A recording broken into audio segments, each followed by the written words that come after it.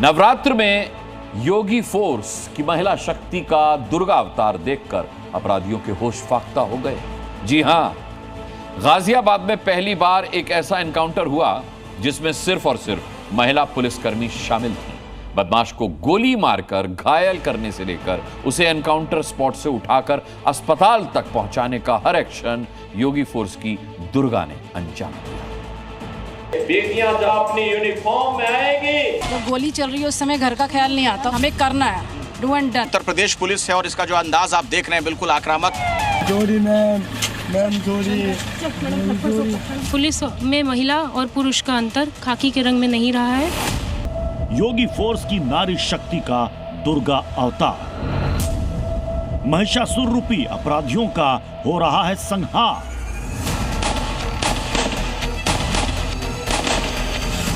खाकी वर्दी में योगी फोर्स की दुर्गा शक्ति सरकार के उस मिशन को पूरा करने में जुटी है जिसका एक ही लक्ष्य है,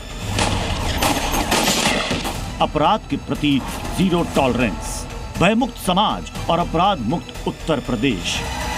ये बेटियां जब अपनी यूनिफॉर्म में आएगी तो इन गुंडों को सड़कों पर ही जूता चप्पल से इनकी पिटाई करके ये जिसके हकदार हैं वह उसका मरम्मत करने का काम भी, उनकी डेंटिंग पेंटिंग करने का काम भी करेंगे। नवरात्रि पर योगी फोर्स की इसी दुर्गा शक्ति ने गाजियाबाद में इतिहास रच दिया।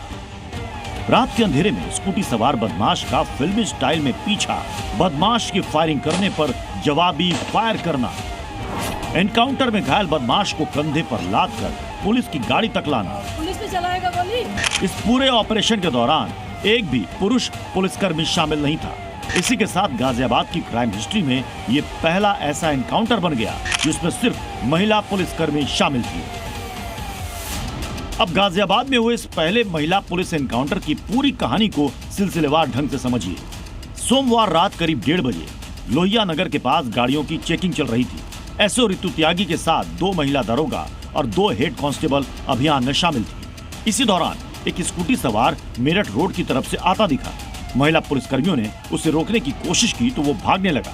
पुलिसकर्मियों ने उसका पीछा किया तो पकड़े जाने की डर से उसने फायरिंग शुरू कर दी। ऐसे में महिला दरोगा और महिला कांस्टेबल्स ने घेराबंदी कर जवाबी फायरिंग की। इस दौरान बदमाश के पैर में गोली लगी और फिर उसे पकड़ लिया गया। पकड़े जाने के बाद महिला पुलिस के सामने हाथ जोड़कर गिड़गिड़ाते हुए बदमाश ने कहा कि अब वो कभी गलत काम नहीं करेगा। अब कभी नहीं करूँगा। तो अब क्यों किया था? अब नहीं करूँगा। पुलिस पे चलाएगा गोली? नहीं सर मैम, नहीं। क्यों चलाई थी पुलिस पे? मैम बचने के लिए चला दी थी मैम। जोड़ी मैम जोड़ी। पकड़े गए बदमाश की पहचान जितेंद्र के रूप में हुई है, जो फिलहाल विजयनगर में रहता है। जितेंद्र मूल रूप से अलीगढ़ का रहने वाला है। वो विजयनगर थाने का हिस्ट्री शीटर बदमाश है। उस पर जिले के अलग अलग थानों में लूट के 8 से ज्यादा मुकदमे दर्ज हैं। जितेंद्र के पास से चोरी की स्कूटी, तमंचा, लूटा हुआ एक मोबाइल और एक टैबलेट बरामद हुआ है। महिला पुलिस टीम को अपनी ओर आता देख उसने पिस्टल से जान से मारने की नियत से उसने फायर किया। जी, जान से मारने की नियत से उन पर फायर किया और आत्मरक्षार्थ महिला पुलिस टीम द्वारा त्वरित कार्रवाई की गई और उन्होंने भी अपने हथियार से फायर किया जिसमें वह घायल हुआ है। योगी सरकार ने नवरात्रि के पहले दिन को महिलाओं की सुरक्षा, सम्मान और स्वावलंबन को समर्पित करते हुए मिशन शक्ति के 5वें चरण की शुरुआत की है। मिशन शक्ति की सबसे बड़ी ताकत राज्य का महिला पुलिस बल है। राज्य में अभी 44,000 से ज्यादा महिला पुलिसकर्मी है। सीएम योगी कहते रहे कि महिलाओं को अधिक सक्रिय भूमिका दी जानी चाहिए और जब ऐसी भूमिका मिली तो ये महिला पुलिसकर्मी दुर्गा बनकर इस अपराधी पर टूट पड़ी। अच्छा, लेकिन जब गोली चल रही होती है, मुठभेड़ के दौरान दोनों तरफ से गोली चल रही होती है तो जाहिर तौर पर कभी न कभी दिमाग में तो घर का भी ख्याल आता होगा ना? उस समय नहीं आता। जब गोली चल रही है उस समय घर का ख्याल नहीं आता। उस समय तो हमें करना है, डू एंड डन, हमें करना ही करना है। अगर नहीं करेंगे तो हम पे हावी होगा, हम पे फायर करेगा। उसने ऑलरेडी किया हम पे फायर, हमने जवाबी फायर में उसको, हमारे जवाबी फायर में घायल हुआ है। तो उस समय हमें इतना टाइम नहीं होता कि हम अपने घर के बारे में सोच पाए। नवरात्रि के चलते इस ऑपरेशन में शामिल महिला पुलिसकर्मियों ने व्रत रखा हुआ था। बावजूद इसके ड्यूटी पर इनका हौसला नहीं डिगा। इन्होंने खाकी के फर्ज को बखूबी अंजाम दिया। व्रत वगैरह था आपका? नहीं था जी, व्रत तो लगभग सभी के चलना है ज्यादातर। गाजियाबाद में बदमाश के साथ हुई महिला पुलिसकर्मियों की ये मुठभेड़ न केवल पुलिस की मुस्तैदी को दर्शाती है, बल्कि ये भी साबित करती है कि योगी फोर्स की महिला पुलिसकर्मी भी अब अपराधियों का काल बनकर उनके पीछे पड़ गई है। एक ऐसे वक्त में जब पूरा देश नवरात्रि का त्योहार मना रहा है, नारी शक्ति की उपासना कर रहा है, गाजियाबाद पुलिस की इस महिला ब्रिगेड ने जो कमाल कर दिखाया है, जाहिर तौर पर इसमें एक बहुत बड़ा संदेश छिपा हुआ है और साथ ही उन बदमाशों के लिए एक बहुत बड़ी हिदायत है जो कहीं ना कहीं महिलाओं को, लड़कियों को, नारियों को कमजोर समझने की भूल कर बैठते हैं। मैं अखिलेश आनंद, जी न्यूज़ के लिए गाजियाबाद से। योगी आदित्यनाथ को चैलेंज देने की कोशिश हुई है। पिछले 5 दिनों से आई लव मोहम्मद के जुलूस निकाले जा रहे हैं, भड़काऊ नारे लगाए जा रहे हैं, लेकिन अब ये जुलूस अराजकता का रूप ले रहे हैं। भीड़ में शामिल नफरती गैंग का मंसूबा बेहद खौफनाक है। बरेली का एक मौलाना तो पुलिस वाले को हाथ काटने की धमकी देने लगा। वहीं यूपी के धार्मिक शहर भी इन कट्टरपंथियों के निशाने पर आ गए हैं। प्रयागराज हो या काशी, दोनों ही जगहों पर नफरती साजिश को अंजाम देने के लिए जेनजी ब्रिगेड का सहारा लिया जा रहा है। ये कट्टरपंथी सोच का खुला प्रदर्शन है। ये तालिबानी मंसूबे को अंजाम देने का ऐलान है। ये कानून व्यवस्था को ध्वस्त करने वाली मंशा है। अरे मैंने अभी इंस्पेक्टर को बात गाली बच देंगे यार। मैंने कहा अगर करा के हाथ काट लूंगा वर्दी।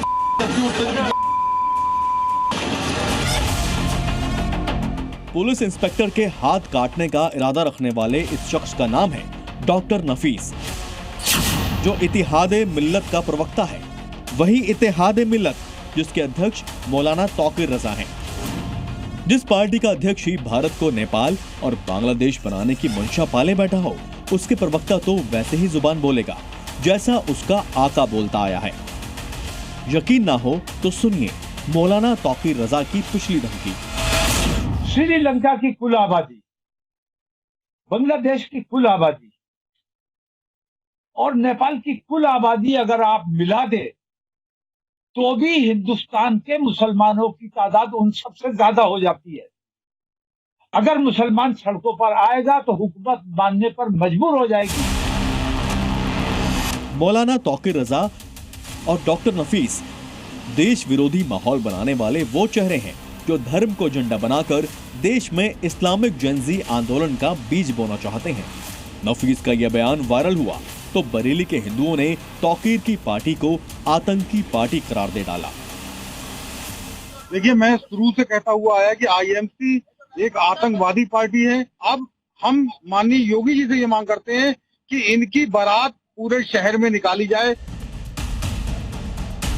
यूपी में शहर शहर आई लव मोहम्मद के बैनर लहराने के बहाने योगी आदित्यनाथ को अब तक का सबसे बड़ा चैलेंज देने की कोशिश हो रही है। कैसे? इन तस्वीरों के जरिए समझिए। खुलेआम धमकी दी जा रही है, सनातन को निशाना बनाया जा रहा है और इतना ही नहीं, प्रदर्शन के बहाने हिंसा के लिए नाबालिगों को उकसाया जा रहा है। संगम किनारे 800 साल पुराना यह कल्पवृक्ष सनातनी आस्था का आधार है। हिंदू इस कल्पवृक्ष के चारों ओर अपनी आस्था का सूत्र बांधते हैं, लेकिन संगम तट पर ही गंगा जमुनी तहजीब को तिलांजलि दी गई। पवित्र कल्पवृक्ष पर आई लव मोहम्मद का पोस्टर चस्पा कर दिया गया। पोस्टर तो आई लव मोहम्मद का लगा था, लेकिन इसके पीछे असली मंशा सनातन को आघात पहुंचाना था। हिंदुओं ने अब तक कहीं भी मोहम्मद के पोस्टर पर आपत्ति नहीं दर्ज कराई है, लेकिन नफरती गैंग ने जानबूझकर हिंदुओं को भड़काने की कोशिश की है।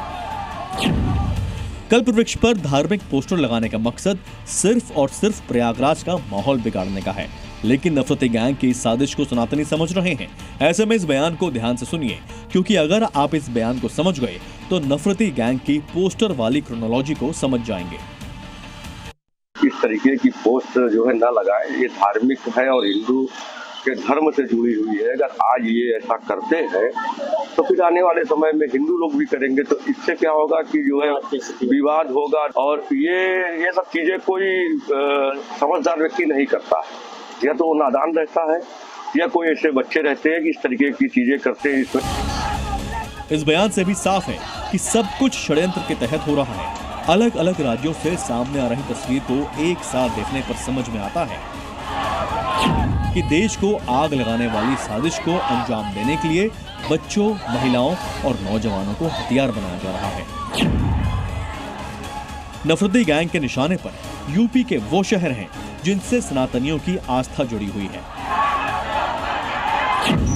प्रयागराज की तरह काशी में भी आई लव मोहम्मद के नारे लगाए जा रहे हैं, लेकिन नारेबाजी के लिए अब मासूम बच्चों को आगे कर दिया गया है, उनका ब्रेन वॉश किया जा रहा है।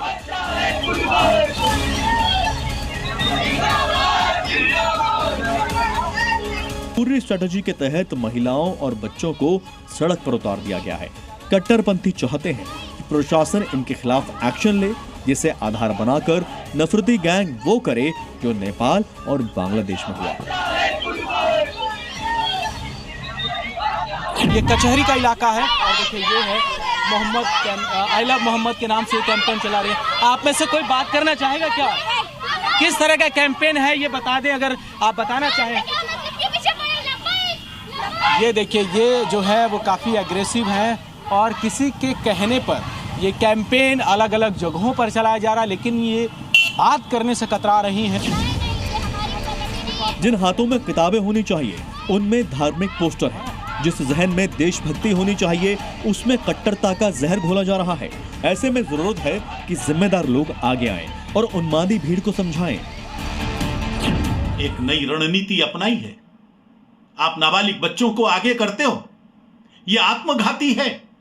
जिस उम्र के अंदर बच्चों के हाथ में लैपटॉप होनी चाहिए, आप उनको पत्थर पकड़ा रहे हो। मुसलमान इस मुद्दे को लेकर के कहीं पुलिस से टकरा रहा है, कहीं गैर मुस्लिमों से टकरा रहा है। ये चीज ठीक नहीं है कि टकराव की पॉलिसी इख्तियार न करें। हुजूर पैगंबर इस्लाम ने जो फरमाया है उस पर अमल करें।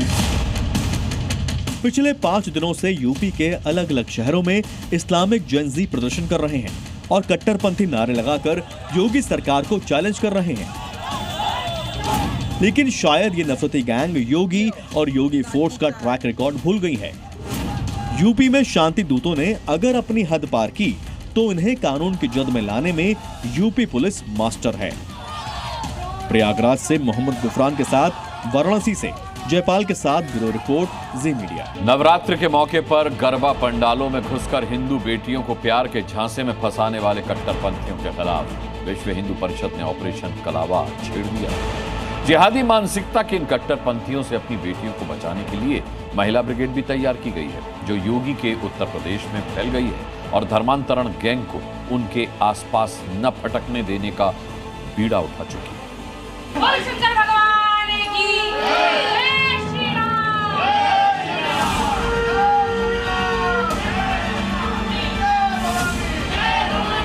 नवरात्रि के दिनों में हो रहा शंखनाद कट्टरपंथियों के एजेंडा लव जिहाद के खात्मे का अलार्म है। गरबा पंडालों में हिंदू बेटियों को टारगेट करने वालों के खिलाफ शुरू हो गया है ऑपरेशन कलावा। ऑपरेशन कलावा हिंदू बेटियों को छलावे से बचाने की एक शुरुआत है। हाथों में कलावा बांधकर ये महिलाएं सनातनी बेटियों की रक्षा की कसम खा चुकी हैं, क्योंकि अब कलावा बनेगा हिंदू बेटियों का रक्षा सूत्र। अब ऑपरेशन कलावा रोकेगा धर्मांतरण का छलावा।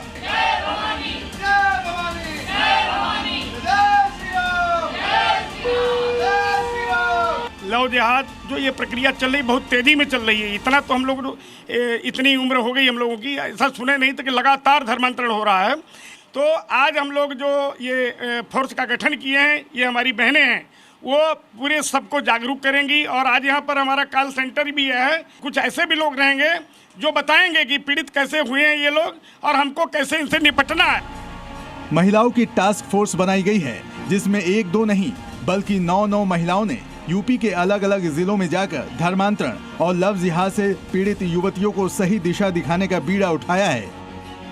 ऑपरेशन कलावा की आज से विश्व हिंदू रक्षा परिषद शुरुआत कर रहा है। ये महिलाओं की ये टास्क फोर्स है और ये जो है टास्क फोर्स तमाम जगहों पर जाकर धर्मांतरण के जो मामले हैं उनको उजागर करेगी। इसके साथ साथ जो धर्मांतरण की तरफ लड़कियां रुख कर रही हैं उनको यहाँ पे लाया जाएगा और उनकी काउंसलिंग भी की जाएगी। इसके लिए बाकायदा ऑपरेशन कलावा जो है उसकी शुरुआत की गई है और इसके साथ साथ आप देख सकते हैं कि यहाँ पर धर्मांतरण काउंसलिंग सेंटर जो है ये बनाया गया है।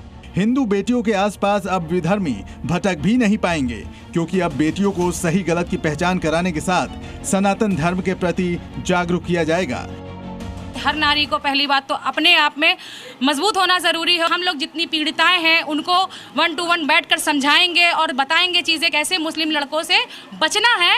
अपने धर्म के बारे में उनको हम सचेत करेंगे और साथ ही साथ उनको हम ये सब कुछ भी बताएंगे कि हमारी हिंदू बेटियों को बरगला करके विधर्मी लोग जो हैं वो चीजें कर रहे हैं।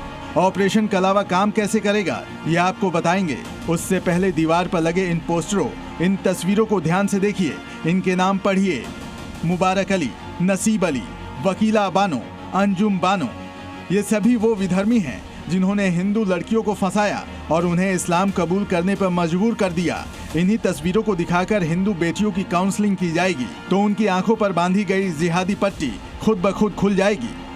ये जो काउंसलिंग सेंटर है इसको बनाया गया है। इसमें तमाम जो मामले अभी तक सामने आ चुके हैं, जिसमें धर्मांतरण के जो मामले हुए हैं, जो एक्सपोज हो चुके हैं, उनके जो है यहाँ पे केस स्टडी रखी जाएगी। इसके साथ साथ आप देख सकते हैं कि यहाँ पर बाकायदा काउंसलिंग चेयर जो है वो लगाई गई है और इसी कमरे में बैठाकर उनको जो है ये बताया जाएगा कि कैसे ये धर्मांतरण की राह पर से बचना है।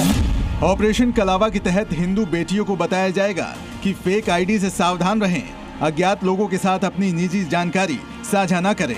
अगर कोई व्यक्ति आपके धर्म और संस्कृति के बारे में अजीब सवाल पूछता है तो सावधान रहें। अगर कोई व्यक्ति आपको धर्म परिवर्तन के लिए दबाव डालता है तो डरे नहीं। और अगर आपको लगता है कि आप लव जिहाद या धर्मांतरण का शिकार हो रही हैं तो विश्व हिंदू रक्षा परिषद से मदद लें। यदि कोई व्यक्ति आपको धर्म परिवर्तन के लिए दबाव डालता है तो डरे नहीं, अपने परिवार व बड़ों से सलाह जरूर लें। लव जिहाद एक वास्तविकता है, वो षड्यंत्रकारी सोच है जिसकी टूल किट के प्यादे कई सारे मुसलमान हैं, लेकिन ऑपरेशन कलावा के जरिए इनकी इस सोच की छुट्टी होनी अब तय है। विशाल रघुवंशी, जी मीडिया, लखनऊ। नवरात्रि के अवसर पर दिल्ली की रेखा सरकार ने दिल्ली वासियों को अनूठा तोहफा दिया है। तोहफा है आधी रात तक लाउड स्पीकर बजाने का, जिसका मकसद ही ये है कि सनातनी रात 12 बजे तक रामलीला कर सके, बिना किसी विघ्न के भजन कीर्तन का आनंद उठा सके। लेकिन रेखा सरकार के इस आदेश के बाद बवाल खड़ा हो गया है। कट्टरपंथी फौज ने इसे समाज को बांटने वाला आदेश करार दिया है। 12 बजे तक की परमिशन सभी रामलीलाओं को, दुर्गा पूजा को और सांस्कृतिक धार्मिक उत्सवों को दी। हमारी मस्जिदों को लाउड स्पीकर उतारा जा रहा है। इस तरह से मैं समझता हूँ कि माइनॉरिटीज के साथ, मुसलमानों के साथ ये अन्याय नहीं होना चाहिए। देखिए, मैं हमेशा देखती थी कि हमारे हिंदू उत्सव को दिक्कत होती थी। भेदभावपूर्ण रवैये को दर्शाता है। एक समुदाय के लिए ये तमाम चीजें नहीं होना चाहिए। भाईजान का ये गुस्सा है उस फैसले को लेकर जिसकी तारीफ दिल्ली के सनातनी कर रहे हैं। दिल्ली की सीएम रेखा गुप्ता ने साफ कर दिया है कि राजधानी में अब की बार नवरात्रि पर हिंदू लाउड जयकारा लगा सकेंगे। मां दुर्गा की आराधना के इस त्योहार पर कट्टरपंथी चाहकर भी सनातनियों की आस्था को टारगेट नहीं कर पाएंगे, क्योंकि दिल्ली में 12 बजे तक लाउड स्पीकर चलाने की मंजूरी मिल गई है। अब रामलीला 10 बजे तक नहीं, रात 12 बजे तक चल सकेगी। अब दुर्गा पूजा में भजन रात 10 बजे तक नहीं, रात 12 बजे तक हो सकेंगे। नवरात्रि में रात 12 बजे तक जागरण और माता की चौकी का आयोजन भी करा सकेंगे। दिल्ली सरकार की तरफ से ये छूट 3 अक्टूबर तक के लिए दी गई है, यानी इधर रावण दहन होगा और उधर लाउड स्पीकर बजाने की छूट खत्म हो जाएगी। नवरात्रि पर दिल्ली सरकार ने दिल्ली वालों को यह अनूठा तोहफा दिया है। देखिए, मैं हमेशा देखती थी कि हमारे हिंदू उत्सव को दिक्कत होती थी, क्योंकि रामलीला कभी 10 बजे खत्म नहीं हो सकती, दुर्गा पूजा कभी 10 बजे खत्म नहीं हो सकती। जब गुजरात में डांडिया रात भर चल सकता है तो दिल्ली वालों का क्या कसूर है भाई। ईश्वर की कृपा हम सब पे बनी रहे, राम राज्य आना चाहिए और उसके हम छोटी सी गिलहरी जैसा काम हम सबको करना चाहिए। दिल्ली सरकार का फैसला आते ही त्योहार में हिंदुओं का जोश और बढ़ गया है तो कट्टरपंथी मुसलमानों के पेट में दर्द होने लगा है। मियाँ भाई को लाउड स्पीकर की बढ़ी टाइमिंग खटकने लगी है। हमें अब बहुत गर्व महसूस हो रहा है दिल्ली सरकार पर, जिन्होंने इस फैसले को 10 की जगह 12 कर दिया है। बहुत अच्छी बात है। हम ये भी नहीं चाहते भी किसी को परेशानी भी हो, परेशानी भी देखनी है, सब कुछ देखना है। उसके बावजूद अगर धार्मिक तौर पर हमारी सरकार ने ये हमारे लिए सोचा है तो हम उसका बहुत बहुत शुक्रिया। लेकिन एक समुदाय के लिए ये तमाम चीजें नहीं होना चाहिए, बल्कि हिंदू मुस्लिम में न कोई फर्क होना चाहिए। भेदभाव करते हैं। आप देखते हैं कि भाई जब मुसलमानों की नमाज का टाइम होता है, अजान का टाइम होता है या कोई और होता है, तो उस पे ये लोग उस पे शोर मचाते हैं, उसको बंद कराते हैं। ये वही लोग हैं जो मस्जिद से लाउड स्पीकर की आवाज कम करने का विरोध करते थे, लेकिन नवरात्रि में हिंदुओं को 2 घंटे स्पीकर अतिरिक्त बजाने का फैसला आया तो इनकी त्योरियां चढ़ गईं। जबकि इस फैसले का मकसद सिर्फ और सिर्फ नवरात्रि में भजन, कीर्तन और धार्मिक कार्यक्रमों में तरंग भरना है। रेखा सरकार के इस आदेश में ध्वनि प्रदूषण से जुड़ी शर्तें जस की तस हैं। रिहायशी इलाकों में लाउड स्पीकर 45 डेसिबल से ज्यादा नहीं बजेगा, यानी धार्मिक आयोजन के दौरान तय ध्वनि प्रदूषण नियमों का पालन जरूरी है। तो कट्टरपंथी इसमें धर्म और मजहब को क्यों घसीट रहे हैं? मस्जिदों को लाउड स्पीकर उतारा जा रहा है इस तरह से। मैं समझता हूँ कि 2 मिनट की बात होती है मस्जिद में, और उसको जो उन्होंने जो उसका वॉल्यूम बताया है अपने को, तो उससे तो अजान की आवाज़ कहीं बाहर जाती नहीं। माइनॉरिटीज़ के साथ, मुसलमानों के साथ ये अन्याय नहीं होना चाहिए। धार्मिक देश सबका धर्म बराबर है, हर धर्म की इज्जत कर देखते हुए परमिशन देना चाहिए। रात के 12 बजे तक अपने लाउड स्पीकर का इस्तेमाल कर सकते हैं। मुख्यमंत्री जी का धन्यवाद करता हूं, जिन्होंने इस धर्म की पवित्रता को और धर्म के आयोजनों की पवित्रता को समझते हुए रात की 10 बजे की बजाय अब रात के 12 बजे तक आप अपने लाउड स्पीकर चला सकते हैं। दिल्ली सरकार के फैसले के खिलाफ कट्टरपंथी फौज विरोध के 2 पहिए पर सवार हो गई है। पूरे फैसले को बिना जाने समझे इसमें धर्म को घसीट रही है। रात 12 बजे तक लाउड स्पीकर बजाने का फैसला सिर्फ नवरात्रि के लिए है, न कि साल के 52 हफ्तों के लिए। ब्यूरो रिपोर्ट, जी मीडिया। पुलिस आए तो कह देना माया भाई आया था।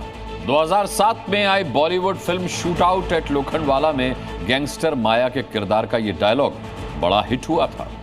दिल्ली का एक शातिर अपराधी रियल लाइफ के उसी किरदार को रियल लाइफ में जिंदा करने की कोशिश में जुटा था, लेकिन एसटीएफ ने उसकी कोशिशों पर पानी फेर दिया। दोनों हाथों में पिस्टल, गर्दन पर मौत वाला टैटू, कलाई पर सागर माया का नाम। छोटे मोटे अपराधों के बाद साल 2023 में पहली बार सागर तब सुर्खियों में आया जब उसने दिल्ली में एक रोड रेस की घटना में एमएसएन कंपनी के सीनियर मैनेजर की हत्या कर दी। इसके बाद तो सागर के मुंह खून लग गया, उसने पीछे मुड़कर नहीं देखा। दर्जन भर से भी ज्यादा आपराधिक घटनाओं को अंजाम देकर सागर ने अपराध की दुनिया में माया भाई के रूप में अपनी पहचान बनानी शुरू कर दी। उसने अपने हमउम्र लड़कों की गैंग खड़ी की। उसके खौफ का अंदाजा आप इससे लगा सकते हैं कि वो बदमाशों से प्रोटेक्शन मनी वसूलने लगा था। बीती रात सरिता विहार इलाके में एसटीएफ की टीम से उसका आमना सामना हो गया। सरिता विहार फ्लाईओवर पर पुलिस और माया गैंग के सरगना सागर और माया के बीच मुठभेड़ हुई। एसटीएफ ने स्कूटी से जा रहे सागर को रुकने का इशारा किया, लेकिन वो भागने की कोशिश करने लगा। एसटीएफ ने पीछा किया तो सागर ने फायरिंग शुरू कर दी। जवाबी फायरिंग में एक गोली सागर के पैर को चीरते हुए निकल गई। बुरी तरह से घायल सागर को एसटीएफ ने गिरफ्तार कर लिया। देश की राजधानी दिल्ली में एक बड़े गैंग वॉर की आशंका सिर उठा रही है। गैंगस्टर लॉरेंस बिश्नोई और रोहित गोदारा के बीच तनातनी बढ़ती जा रही है। दोनों गैंग खुद को धर्म की लड़ाई का योद्धा बता रहे हैं। रोहित गोदारा ने लॉरेंस बिश्नोई पर गंभीर आरोप लगाते हुए उसे सबसे बड़ा गद्दार बताया है, जिसके बाद सुरक्षा एजेंसियों को बड़ी गैंग वॉर का डर सता रहा है। लॉरेंस बिश्नोई, रोहित गोदारा और गोल्डी बरार क्राइम सिंडिकेट का एक ऐसा गठजोड़ जिसने न सिर्फ पंजाब से लेकर महाराष्ट्र बल्कि कनाडा से लेकर पुर्तगाल तक अपने आतंक का नया साम्राज्य खड़ा किया। नेता से लेकर अभिनेता तक जो भी इस तिकड़ी के रडार पर आया उसकी जिंदगी खौफ और दहशत में डूबी नजर आई। लेकिन अब वक्त ने करवट ली है और अब जुर्म की दुनिया की ये तिकड़ी एक दूसरे की खून की प्यासी हो चुकी है। बॉलीवुड एक्ट्रेस दिशा पाटनी के घर पर फायरिंग के 2 आरोपी शूटर्स के पुलिस एनकाउंटर में मारे जाने के बाद रोहित गोदारा और लॉरेंस बिश्नोई गैंग में तनातनी और बढ़ गई है। अब गोदारा ने लॉरेंस पर बड़ा हमला बोला है। गोदारा ने लॉरेंस को देश का सबसे बड़ा गद्दार करार दिया है। इतना ही नहीं, रोहित ने लॉरेंस को ढोंगी और मतलबी भी बताया है। रोहित गोदारा का एक सोशल मीडिया पोस्ट वायरल हो रहा है जिसमें उसने लॉरेंस को लेकर बड़े आरोप लगाए हैं। गोदारा ने अपनी इस पोस्ट में लिखा, लॉरेंस बिश्नोई मोटरसाइकिल चोर है, उसकी औकात नहीं हमसे लड़ने की। इससे बड़ा चोर और गद्दार तो पूरे विश्व में नहीं है। इसने देश के साथ गद्दारी की है, अमेरिकी एजेंसी से मिलके अपने भाई को बचाया और अब देश की खुफिया बातें उनको बताता है। आई लव मोहम्मद की आड़ में कट्टरपंथियों ने देवभूमि को कलंकित करने का काम किया तो धामी फोर्स ने योगी मॉडल को अपना लिया। फिर क्या था, नफरती ब्रिगेड तौबा तौबा चिल्लाने लगी। धामी का बुलडोजर अली खां मोहल्ले में दाखिल हुआ तो लोगों के पसीने छूट गए। 2 दिन से काशीपुर में इंसाफ वाला बुलडोजर गरज रहा और कहा यह जा रहा है कि यह तब तक गरजेगा जब तक नफरती गैंग की अकड़ मिट्टी में नहीं मिल जाती। 1 2 3 4 5 6 7 गिनते जाइए, न तो कट्टरपंथियों की संख्या में कमी आएगी और न ही इनकी उठक बैठक में। देवभूमि काशीपुर की गलियों में इसी गैंग ने अराजकता की पटकथा लिखी थी, धामी फोर्स पर हमला किया था, आई लव मोहम्मद की आड़ में नफरती नारे लगाए थे। लेकिन जब धामी फोर्स ने योगी मॉडल अपनाया तो ये कट्टरपंथी गुनाहों से तौबा करते नजर आए। कानून का डंडा चला तो रहम की भीख मांगते नजर आए। जिन्होंने अपनी गलती मान ली उन्हें उठक बैठक जैसी सजा दी गई, लेकिन जिन्होंने अकड़ दिखाई उनकी ढीली कर दी गई। जिनके हाथ खाकी के गिरेबान तक पहुंचे थे वो आज अपने पैरों पर चल भी नहीं पा रहे हैं। जिन पुलिस वालों पर इन्होंने पत्थर फेंके थे आज वही इनके दुख में इन्हें सहारा दे रहे हैं। यह अराजकता के खिलाफ इंसाफ वाली कार्रवाई की पहली तस्वीर है। दूसरी तस्वीर भी योगी मॉडल से ही प्रभावित है। 21 तारीख को जिस गली में पत्थरबाज कोहराम मचा रहे थे वहां 2 दिनों से इंसाफ वाला बुलडोजर गरज रहा है, अवैध अतिक्रमण को नेस्तनाबूद कर रहा है। भाईजान जिस गली को जंग का मैदान समझ रहे थे उसी गली में उनकी मरम्मत वाला जुलूस निकाला जा रहा है। काशीपुर का अली खां इलाका लंबे वक्त से अवैध अतिक्रमण का अड्डा बना हुआ था। मियां भाई ने मनमानी वाले निर्माण के दम पर सरकारी जमीनों पर कब्जा जमा लिया था। पहले सरकारी जमीन की चोरी और फिर खाकी पर हमला कर सीना जोरी की तो धामी सरकार की नजर इस इलाके पर टेढ़ी हो गई। कानून को तोड़ने की किसी को भी कोई इजाज़त नहीं है। किसी को इतना अधिकार नहीं है कि कानून अपने हाथ में ले और वहाँ पर अराजकता फैलाने की कोशिश की है, तोड़फोड़ की गई है। पुलिस ने अपनी कार्रवाई की है और उनकी शिनाख्त की जा रही है। जो भी इसमें दोषी हैं, जो लोग पकड़ में आ गए हैं वो ठीक है, जो पकड़ में नहीं आए उनके खिलाफ भी कठोर कार्रवाई होगी। इस इलाके में इतने बड़े पैमाने पर अवैध निर्माण किया गया है कि प्रशासन का बुलडोजर 2 दिनों से इस इलाके में गरज रहा है। 22 सितंबर को करीब 50 से ज्यादा मकानों के इंक्रोचमेंट को तोड़ा गया। वहीं आज भी 70 से ज्यादा मकानों के आगे बने हुए इंक्रोचमेंट को ढहा दिया गया। 21 तारीख वाली अराजकता से पहले भी अतिक्रमणकारियों को नोटिस दिया गया था, मुनादी कराई गई थी, लेकिन भाईजान के कान पर जू नहीं रही, जिसके बाद अब बुलडोजर एक्शन हो रहा है।